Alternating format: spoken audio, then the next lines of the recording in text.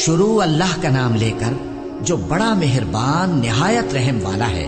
میں روز قیامت کی قسم کھاتا ہوں اور نفس لوامہ کی قسم کھاتا ہوں کہ سب لوگ اٹھا کر کھڑے کیے جائیں گے۔ کیا انسان یہ خیال کرتا ہے کہ ہم اس کی بکھری ہوئی ہڈیاں اکٹھی نہیں کریں گے؟ ضرور کریں گے، اور ہم اس بات پر قادر ہیں کہ اس کی پور پور درست کر دیں۔ مگر انسان چاہتا ہے کہ آئندہ بھی خود سری کرتا چلا جائے، پوچھتا ہے کہ قیامت کا دن کب ہوگا۔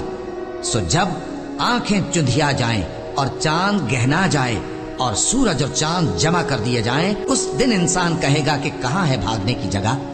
کہیں نہیں، کوئی جائے پناہ نہیں۔ اس روز تمہارے پروردگار ہی کے پاس تمہیں جا ٹھہرنا ہے۔ اس دن انسان کو جو عمل اس نے آگے بھیجے اور جو پیچھے چھوڑے ہوں گے سب بتا دیے جائیں گے۔ بلکہ انسان آپ اپنا گواہ ہے، اگرچہ عذر و معذرت کرتا رہے۔ اور اے پیغمبر صلی اللہ علیہ وآلہ وسلم، وحی کے پڑھنے کے لیے اپنی زبان کو تیز تیز حرکت نہ دیا کرو کہ اس کو جلد سیکھ لو۔ اس کا جمع کرنا اور پڑھانا ہمارے ذمے ہے۔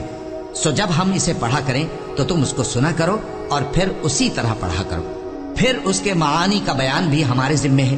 مگر لوگو، تم دنیا کو دوست رکھتے ہو اور آخرت کو چھوڑے دیتے ہو۔ اس روز بعض چہرے رونقدار ہوں گے، اپنے پروردگار کی طرف نظر کیے ہوئے ہوں گے، اور بہت سے چہرے اس دن اداس ہوں گے، خیال کریں گے کہ ان کے ساتھ کمر توڑ معاملہ کیا جائے گا۔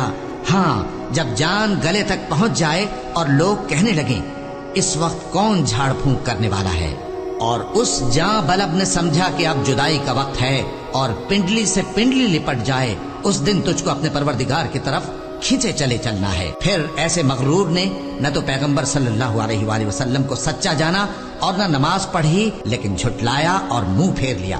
پھر اپنے گھر والوں کے پاس اکڑتا ہوا چل دیا۔ خرابی ہے تیری، خرابی پر خرابی ہے، پھر خرابی ہے تیری، خرابی پر خرابی ہے۔ کیا انسان یہ خیال کرتا ہے کہ اسے یوں ہی چھوڑ دیا جائے گا؟ کیا وہ منی کا جو ٹپکائی جاتی ہے ایک قطرہ نہ تھا؟ پھر لوتھڑا ہوا، پھر اللہ نے اس کو بنایا، سو اس کے اعضاء کو درست کیا، پھر اس کی دو قسمیں بنائیں، مرد اور عورت۔ کیا اس کو اس بات پر قدرت نہیں کہ مردوں کو زندہ کر